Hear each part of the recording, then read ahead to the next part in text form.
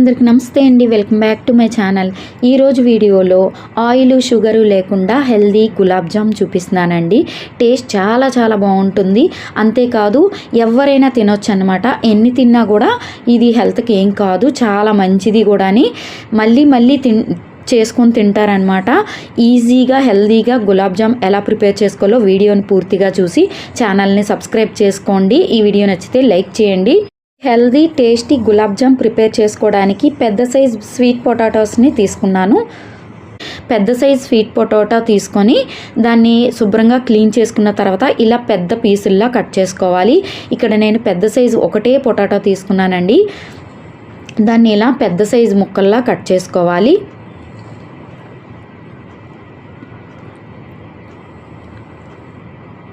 ఇలా ఉండాలన్నమాట. పీసెస్ చాలా పెద్దవిగా ఉండాలి. ఇప్పుడు బాయిల్ చేసుకోవడానికి ఈ విధంగా కిందన వాటర్ వేసి స్టాండ్ పెట్టి ఇలా అయినా బాయిల్ చేసుకోవచ్చు. లేదనుకుంటే కుక్కర్లో వాటర్ వేసుకొని 3 విజిల్స్ వేయించుకున్నా అలాగైనా బాయిల్ చేసుకోవచ్చు. బాయిల్ అయిపోయిన తర్వాత కంప్లీట్గా చల్లారనిచ్చి తర్వాత దీనికి ఉండే పైనుండే తొక్క అంతా కూడా రిమూవ్ చేసుకోవాలి. పైనుండే తొక్క తీసేసుకోవాలి. బాయిల్ అయిపోయిన తర్వాత చాలా ఈజీగా రిమూవ్ అయిపోతుంది.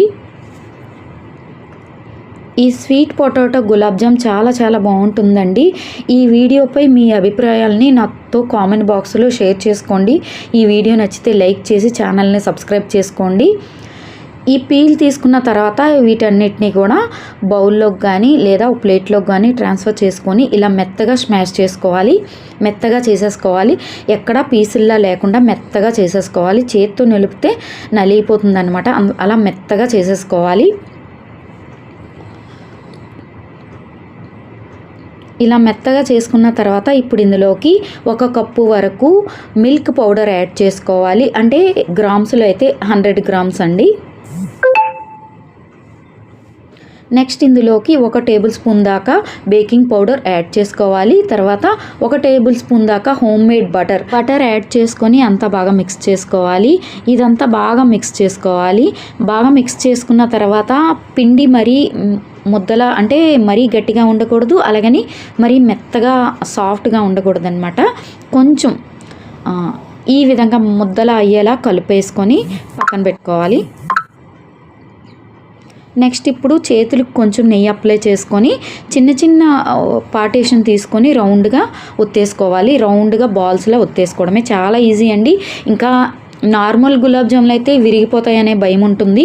పిండితో తయారు చేసినవి ఇవైతే అసలు విరగవు, చాలా బాగా వస్తాయి. రౌండ్ షేపులు కూడా చక్కగా చాలా బాగా వస్తాయి. చేతికి నెయ్యి కానీ నూనె కానీ అప్లై చేసుకొని కొంచెం పార్టీషన్ తీసుకొని రౌండ్గా బాల్లో ఒత్తేసుకోవాలి. చాలా సింపుల్గా ఈజీగా చేసుకోవచ్చండి. అస్సలు విరగవు, చాలా బాగా వస్తాయి. అంతేకాదు చాలా సాఫ్ట్గా ఉంటాయి కూడాని. అందుకోసమే మనం బటర్ యాడ్ చేసాం కదా, చాలా సాఫ్ట్గా టేస్ట్ కూడా సూపర్గా ఉంటుందండి. ఎప్పుడైనా సరే ఇంకా ఇవే చేసుకుంటారనమాట. స్వీట్ పొటాటో కనిపించినప్పుడల్లా ఇవే చేసుకుంటారు, అంత బాగుంటాయి. ఇప్పుడు స్టవ్ వెలిగించుకొని గుంత పొంగనాలు ప్యాన్ పెట్టుకోవాలి. హెల్తీగా గులాబ్ జామ్ అన్నాను కదా, అందుకు డీప్ ఫ్రై లేకుండా చేసుకోవడానికి ఇప్పుడు ఇందులో 1 టేబుల్ స్పూన్ నెయ్యి యాడ్ చేసుకొని గీ యాడ్ చేసుకొని అప్పుడు ఫ్రై చేసుకోవాలన్నమాట వీటిని. అదే నార్మల్ గులాబ్ జామ్ అయితే డీప్ ఫ్రై చేసుకుంటారు. ఇవి కూడా చేసుకోవచ్చు, బట్ దానికన్నా హెల్తీగా ఉండాలంటే ఇలా చేసుకోవాలి.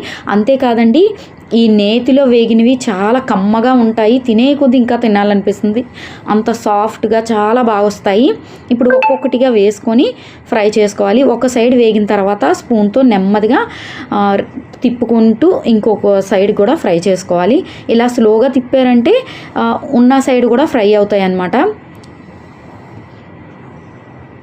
ఇప్పుడు పైనుంచి కొంచెం ఒక్కొక్క స్పూన్ నెయ్యి వేసుకుంటూ ఫ్రై చేసుకోవచ్చు, లేదా కొంచెం 1 స్పూన్ నెయ్యితోనే వేయించుకోవచ్చు అండి. అంత బాగా ఈజీగా వస్తాయన్నమాట. చాలా బాగుంటాయి, హెల్దీ కూడాని.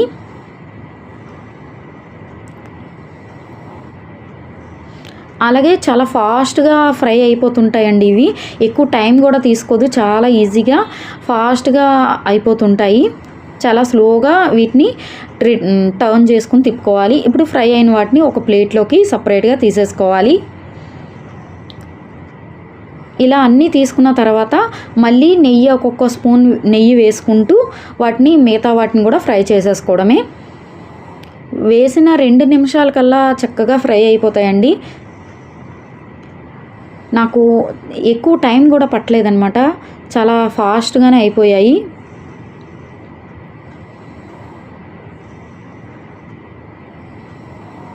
ఈ విధంగా ఎంత కలర్‌ఫుల్‌గా ఎంత బాగొచ్చాయి కదా! ఇప్పుడు మరొక స్టవ్ వెలిగించుకొని ఒక ప్యాన్ పెట్టుకొని 250 గ్రాముల దాకా బెల్లాన్ని యాడ్ చేసుకోవాలి. కొంచెం బెల్లాన్ని కట్ చేసుకొని యాడ్ చేసుకొని కొంచెం వాటర్ వేసుకొని బెల్లాన్ని కరిగించుకుంటే సరిపోతుంది. ఇప్పుడు ఇందులోకి 1 స్పూన్ దాకా ఇలాచీ పౌడర్ కానీ లేదా ఇలాచీలని కానీ రెండు ఇలాచీలని చెదగొట్టి వేసుకుంటే సరిపోతుంది.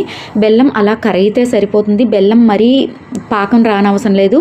జస్ట్ బెల్లం బాగా కరిగి ఇలా అయితే సరిపోతుందనమాట. ఇప్పుడు స్టవ్ ఆపేసుకొని పూర్తిగా చల్లారనివ్వండి.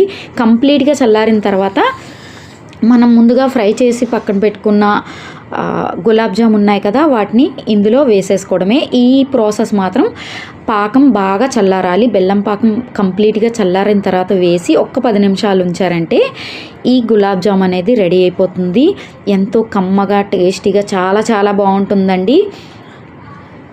ఎన్ని తిన్నా కూడా ఇంకా తినాలనిపిస్తుంది. సాఫ్ట్గా చాలా చాలా బాగుంటాయి. ఫ్రిడ్జ్లో పెట్టుకొని తిన్నామంటే భలే ఉంటుంది స్వీటు. ఇంకా ఎప్పుడు మనం ఇంట్లోనే ప్రిపేర్ చేసుకుంటామన్నమాట.